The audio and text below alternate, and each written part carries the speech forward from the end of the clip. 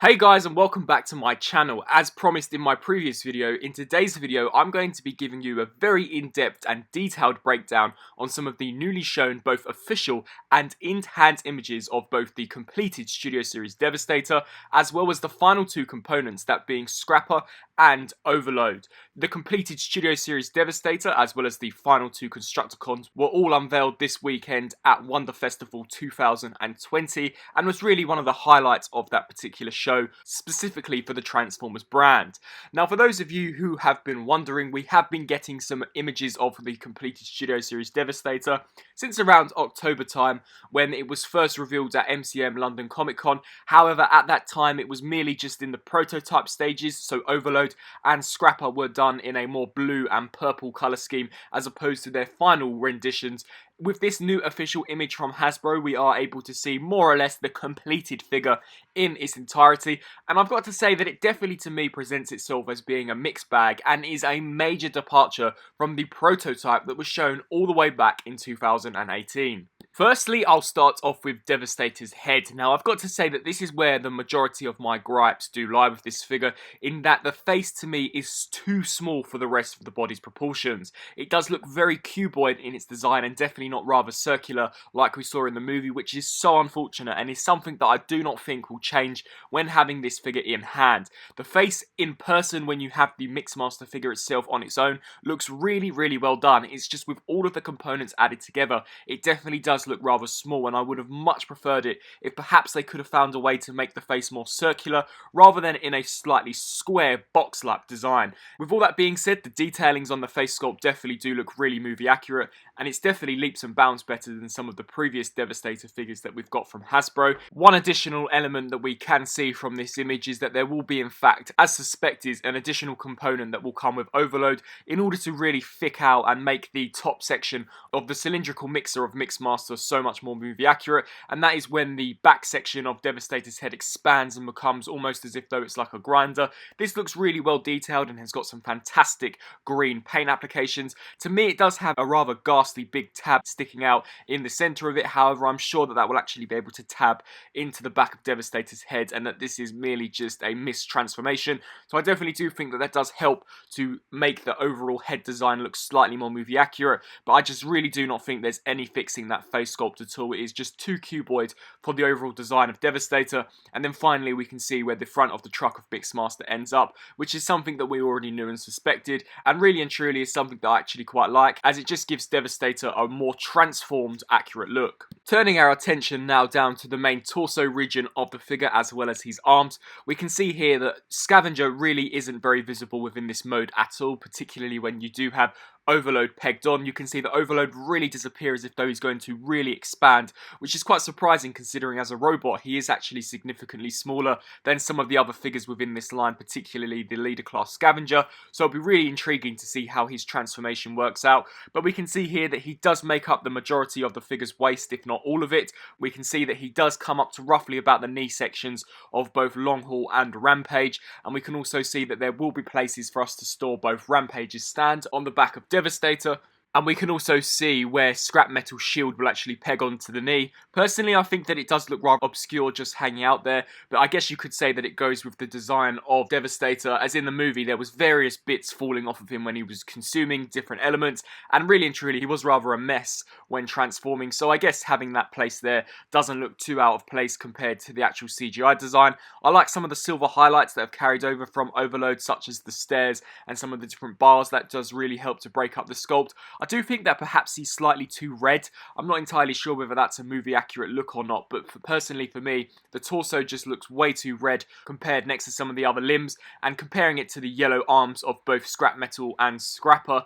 and Hightower for that matter, it really does look rather obscure. Talking of the arms, I think the shoulder sections, which are formed by Scavenger, look incredibly skinny. This was actually something I noticed when actually recently having the leader class Scavenger, was that the shoulder pieces just look so skinny.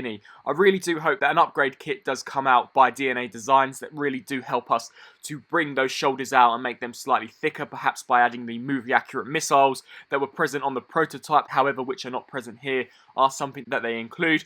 We can see here that Scrapper will form a very convincing looking arm, and that to me definitely does appear to be accurate to the movie, and I actually do find myself liking that arm considerably more than that of the Hightower and Scrap Metal combo. I do think that Hasbro made a slight mistake making those two figures compatible, meaning that you had to have both of them to form the arm, as it just looks way too elongated. I'm sure you'll be able to collapse Scrap Metal's fingers closer into Hightower, but it just really looks out of place. Perhaps better posing will greatly help this figure. But as a whole, it's mainly the upper torso area that I have a problem with. I just think the shoulders look too skinny, and I think that the arms do look rather spindly and lanky. And then finally, turning down to the third and lower region of the figure, here we've got the entire crutch and below section. Now, the first thing that I noticed when looking at this image was that Hasbro have actually sneakily revealed the Voyager class Skipjack, and have actually confirmed the recent listing that I did do coverage on a few months ago. We can see here that this is completely done in a yellow paint app as opposed to the red that was present on Rampage. I'm not entirely sure whether or not I prefer this look. Perhaps I'll have to see in hand which one varies better when combining it with Devastator. The yellow does help to break up the red, however, the yellow and the arms to me just seems like it's too much yellow, and that perhaps there should be some colour variation to the actual limbs themselves. But we can see here that it's definitely going to be a very yellow colour, obviously to match Skipjack when he did actually combine into Devastator. So although this is the movie accurate look, I definitely do think that perhaps I'll opt to go with Rampage for this particular combination mode. We can't really get a great look at long haul, however, it's mainly the toe areas that are obscured by the Studio Series logo. We can see here how Overload is really going to snap together all of the pieces, and he does actually come to quite a low degree on these limbs, so a lot of the height that we thought we were going to be getting on the feet are actually going to be taken away, as it does appear the connection does sit quite lowly. However, as it stands, I already think that Devastator is already too tall and already looks too lanky, so personally I don't really have a problem with this whatsoever. And then finally, wrapping up my coverage on Devastator from Wonder Festival, here we have an in-hand image of the actual completed figure itself in its entirety, and I've got to say that this definitely does look better than the official image released from Hasbro, albeit not perfect. It definitely does appear to be a lot more visually eye-appealing than that original poster that we just got. We can see here that the green highlights within the cement chamber really do help to pop this figure, and I definitely think was a great design choice, as it gives some character to Devastator and really does make him look as if though he is alive. I really don't like the posing on this figure. I think having Devastator in an upright position should never be something which is shown. I know there was various pieces of concept art and promotional material that did depict the movie Devastator as standing upright like this, but this was never something we saw in the movie, so I definitely feel as if though they should have crouched this figure down considerably, and I honestly think that if that is achievable, that will definitely be the make or break for this figure, allowing me to really make up my mind on whether or not I think this figure is worth picking up 8 different figures. Another reason why I believe that they are perhaps not squatting Devastator is because he's too top heavy. The entire top region of him is made up for a Voyager class in the head and 2 leader classes for the torso, so I believe that perhaps if you do squat him, he is going to topple over, which if this is something we do encounter will definitely draw this figure back majorly for me, as Devastator is always meant to be squatted, so I really do hope that that pose is achievable, and that having him in an upright position is merely just the negligence of the personnel working on the showroom floor, and not an actual design flaw with the figure. When Hasbro did officially release their image of the completed Studio Series Devastator, they did state that we would see the final product at New York Toy Fair, so perhaps this figure still needs to go with some tweaking, and perhaps that we will actually get a better representation of Devastator. However, personally, I honestly think that this figure is more or less complete, and at the moment, as I stated, I am rather 50-50 on it, as whether or not it is worth keeping in its combined mode or leaving as its singular individual robot modes. Talking of individual robot modes, here we have our first look and in-hand image of Voyager class Scrapper, and as I stated when I looked at that official catalogue image that was revealed yesterday, this figure honestly looks really well done. I'm honestly believing that this could perhaps be one of my favourite figures from the 8 Constructicons. This looks as if though it borrows many elements from the official CGI design that we saw in ROTF.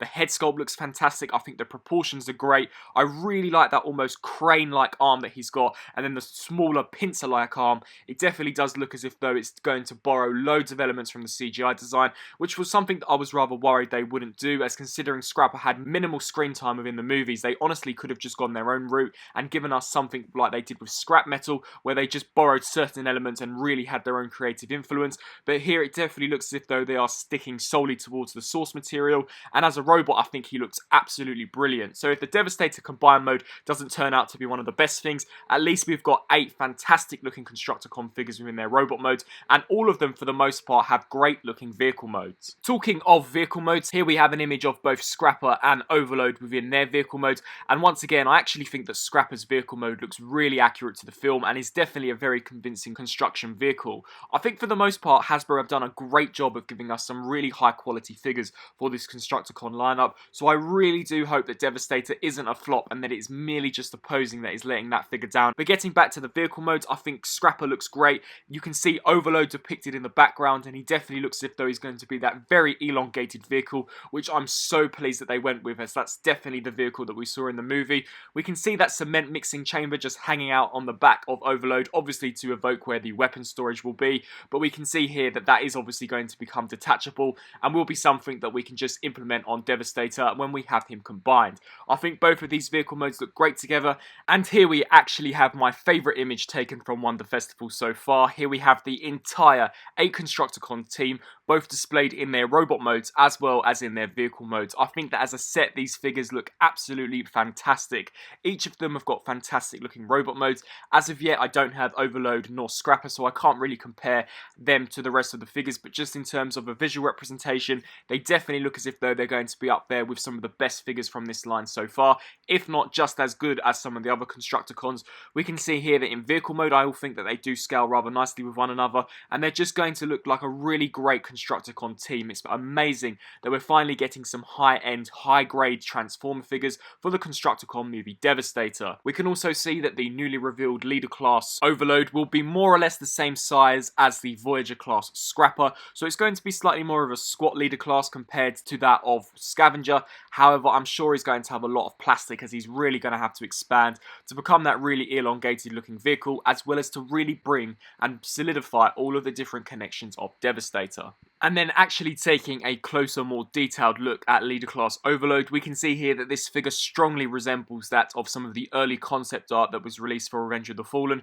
So once again, I'm so glad that Hasbro are taking the route of actually referring back to the original concept art, rather than just going off some of their own various ideas. Now this does depart ever so slightly from the concept art. This figure won't be spider-like in its design, meaning that he does in fact only have 2 legs. He doesn't have the 8 or 4 legs that was originally showcased in the concept art. That piece that I saw on the centre of his back that I initially believed to be a 3rd leg does appear just to be some vehicle mode kibble, so unfortunately he won't have a crab-like looking robot mode design in terms of the legs, but we can see here that he does in fact have 4 tendrils or octopus-esque type of arms, which I think look really cool, and each of them have got these claws on the end, so they definitely do look very intimidating and menacing. I think the paint apps on this figure also look really well done too. If I had any gripes with him, I would say that his head sculpt isn't the strongest out of all of the Decepticons. He definitely doesn't look as menacing as some of the others and almost looks rather friendly in his design. I hope that that is just in terms of the lighting. But as a whole, I think that this figure looks really well done. And to me, it really does resemble that of the DevCon that was showcased in Dark of the Moon. So I'm hoping that Hasbro can take this figure, and if they can give us a figure that didn't appear in the movie, such as Overload, then I'm sure they can take this and rework it to give us a DevCon figure. So those are some of my more in-depth analysis thoughts on the newly shown Studio Series Constructicons, as well as our first look at a fully completed and colorized Studio Series Devastator. Personally, for me, the 2 Constructicons that have been revealed look absolutely amazing. I couldn't have asked more from these 2 entries into the Studio Series. They really look well done. I think out of the 2, I'm more towards going with Scrapper. I think that he just appeals to me a lot more, but that's not to say I don't like Overload. I'm really impressed with the route that they did take with him, and both of them as robots and vehicles definitely look as if though they're going to be some of the best in this Constructicon lineup. Turning to Devastator, as it stands for now, to me, he is rather a 50-50 mixed bag. There are some elements that I really do like about the figure, but then there are some that I just think if they don't correct this with some positioning and with some official transformations not being mistransformed, then this figure really could fall flat and the anticipation could really tank and go downhill. I really don't like how small the face looks when compared next to the rest of the figure. Now that could improve depending on if this figure can be in fact squatted, but considering that every image we've seen of Devastator completed in its official form has had him standing upright, it makes me believe that perhaps there's going to be a balancing issue. And as it stands for me, I really don't think this figure has knee joints other than the joints that are situated within the base of the feet for Long Haul and Rampage, and they are really quite far down. So if they are the only knee joints we're going to get, this figure honestly isn't going to stand too well in a crouch position, which will honestly be such a shame. So they are some of my initial thoughts and feelings on some of the newly shown products at Wonder Festival 2020. I'm sure I'll be doing more coverage when Toy Fair rolls around later this month. Be sure to let me know down in the comment section below what you think of these latest reveals and whether or not you agree with some of my thoughts and opinions. Thanks for watching.